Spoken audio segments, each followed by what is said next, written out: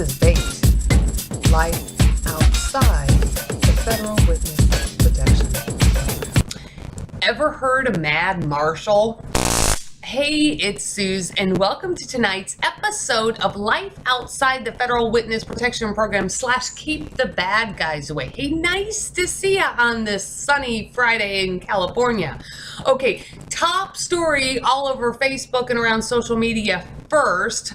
This story is not about me, but if you do not have ICE's smartphone app, the Operation Predator smartphone app, please get that. You can download it if you have an iPhone, and apparently it's supposed to be coming out for Android sometime soon. But the top story that we got going on in ICE's Operation Predator is Bay Area fugitive added to ICE's Operation Predator smartphone app to locate at-large child sex predators. And apparently there's one running around the Bay Area that looks pretty sick. So please get that smartphone app. Look for it on Facebook. Look for the top story. You can find it on Facebook page America's Most Wanted Terrorist and all my other pages. So, but anyway, now let's find out about this whole Marshall thing. Oh my God, it's all about the kids. See, like, people keep telling me I need the media.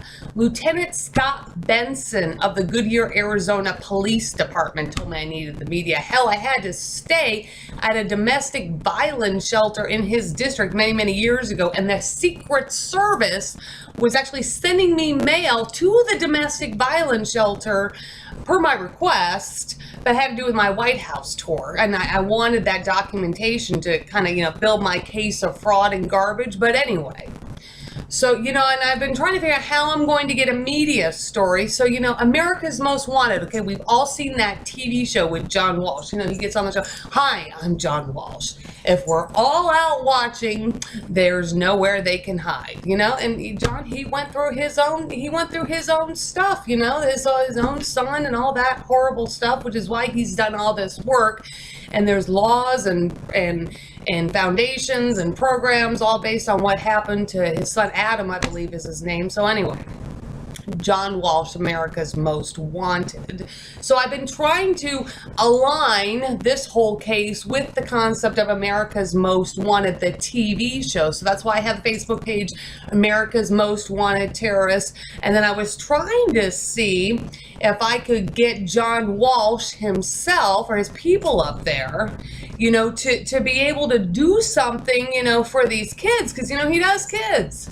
He does this whole National Center for Missing and Exploited Children and all that stuff. So, and I get this is a couple years ago.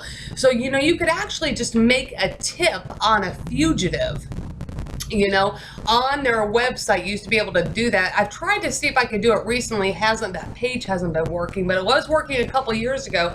And then you could also call in with tips and stuff. So I just kept pushing the issue, and I just didn't hear back from him, which I thought was strange. So one time I said, Brian Matthews, who's the second in charge of the Buffalo, New York, US Marshals Service office, whatever. He's my marshal. I said something to that effect. He is my marshal because that is who I was put in contact with the day the Rochester, New York Police Department called me about my cousin's situation, telling me to call the marshals. That was a couple years ago, even before this.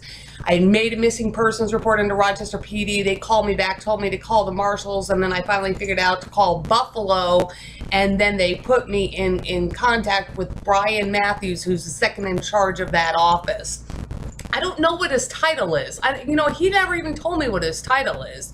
I mean, I know they've got lots of titles. They've got marshal, that's the big sworn-in marshal, and then they've got, I've seen like deputy, I've seen, inspector, because I know one inspector there in Virginia, Inspector Gryle. I know him. I don't like the one in Alaska. She hates me.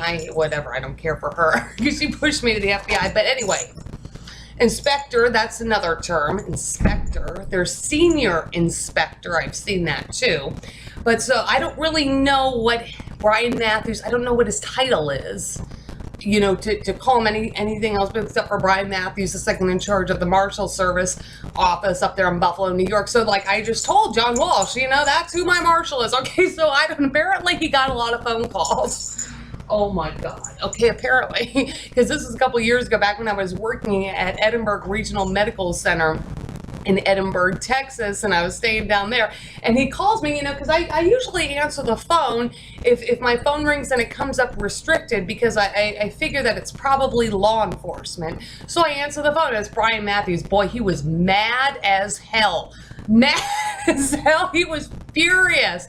And I'm like, okay, look. And I finally said, look, now come on. None of this would have happened had we all been in the federal witness protection program. So don't take your down heat out on me. I mean, I'm telling you, this was a heated argument. Him and I were having about this. And he's like, well, we work on our own cases. I'm like, well, Jesus, what the hell am I gonna damn do? Then okay, sorry. And I'll never forget, I was like, finally I said, okay, sorry. I'll never tell anybody that you're my marshal ever again. I promise. I swear to God, I will never tell anybody that you're my marshal ever again. Okay, never mind. On the kids, I'll figure out something else.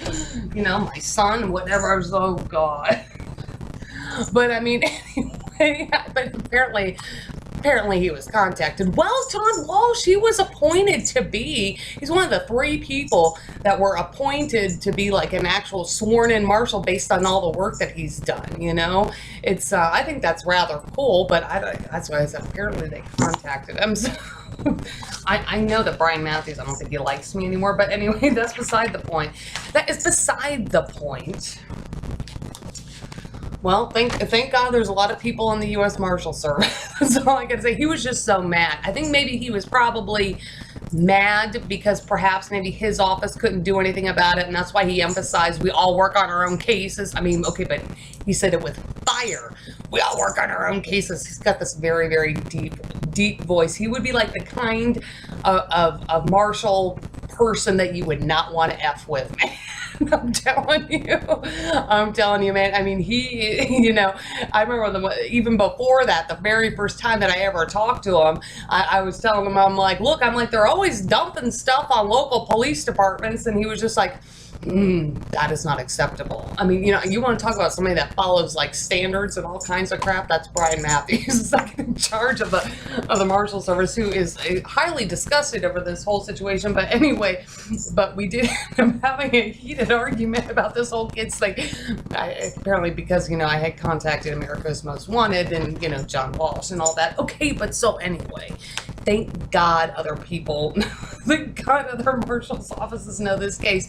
Okay, so now get this. Here's what happened today at work. Okay, so you know what?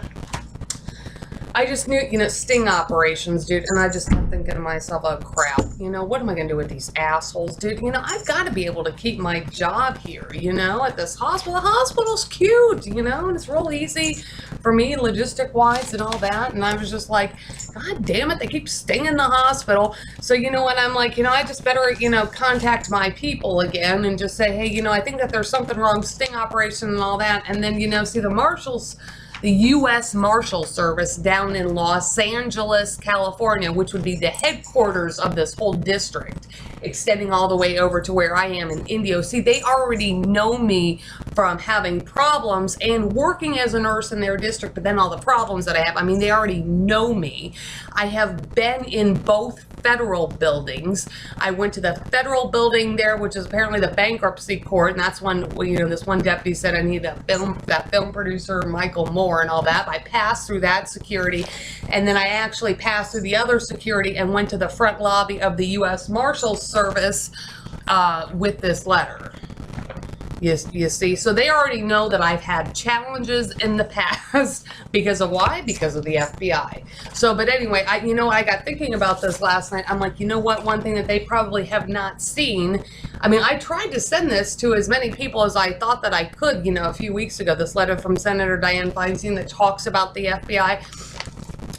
But then I got, I was thinking last night, I'm like, I bet you that they haven't seen this down there, so I just went ahead and I faxed that over to their office, sting operations. Oh my God, keep the bad guys away campaign, sting operations, anyway.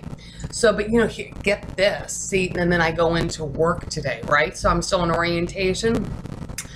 All those nurses that were hacking me yesterday during that testing, that medication testing, not one of them talked to me today. Not one. They were like totally blowing me off, like on purpose. I mean, it was so obvious. You could totally see it.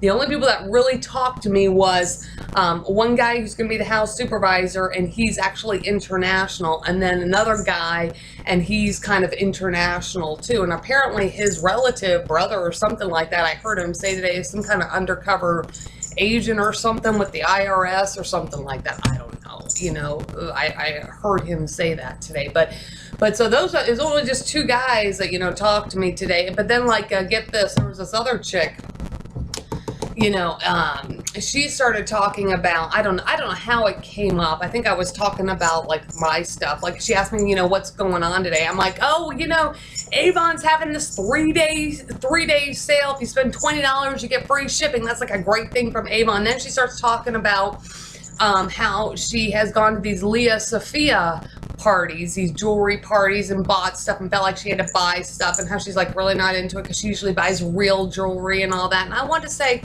F you, bitch. Okay, you want to know why?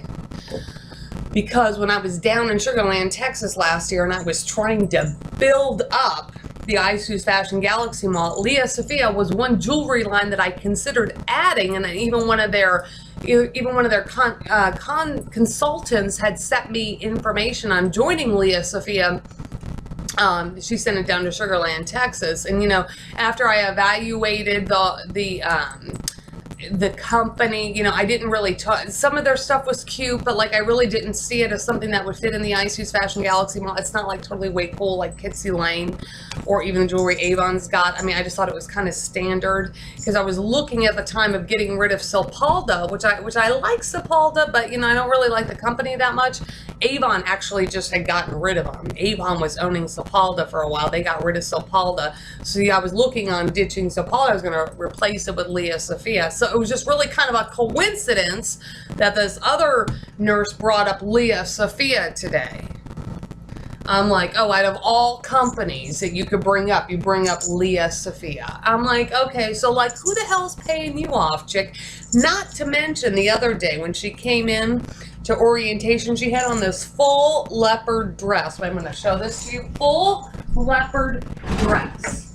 Okay, like I hardly have any clothes to myself, you know, these days because of so much of my shit's gotten taken. But like she came into the orientation the other day with a dress really similar to this. I was like, oh, is that Avon? And she's like, oh no, one of my friends gave it to me. Well, you know, other brands besides Avon carry this kind of dress. And I'm like thinking to myself, well, yeah, was kind of just saying that it looks really a lot like my Avon dress. I mean, what are they trying to do? Get me to be friends with her? You know, thinking that we got something in common because we both have the damn same, you know, leopard dress. And then today she's talking about Leah Sophia.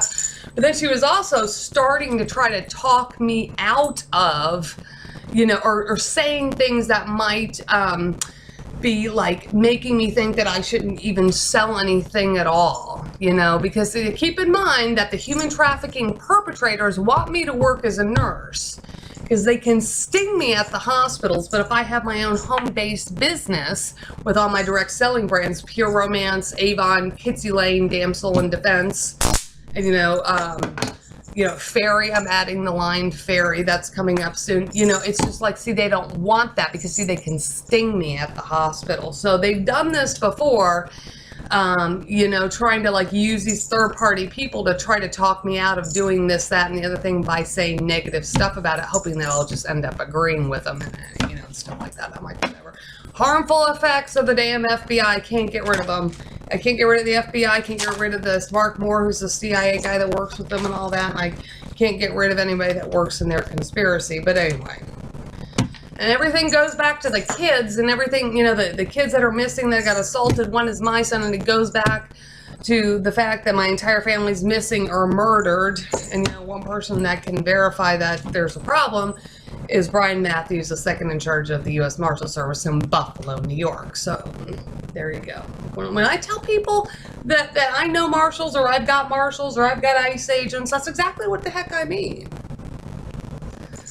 So I don't know why the hell people keep trying to, you know, pulling this crap, but they keep pulling this crap. So anyway, that's tonight's episode. of Life Outside the Federal Witness Protection Program / Keep the Bad Guys Away. Keep your stun gun handy. I got the world out looking for America's most wanted terrorist. Don't let them get ya. I'll see you next time.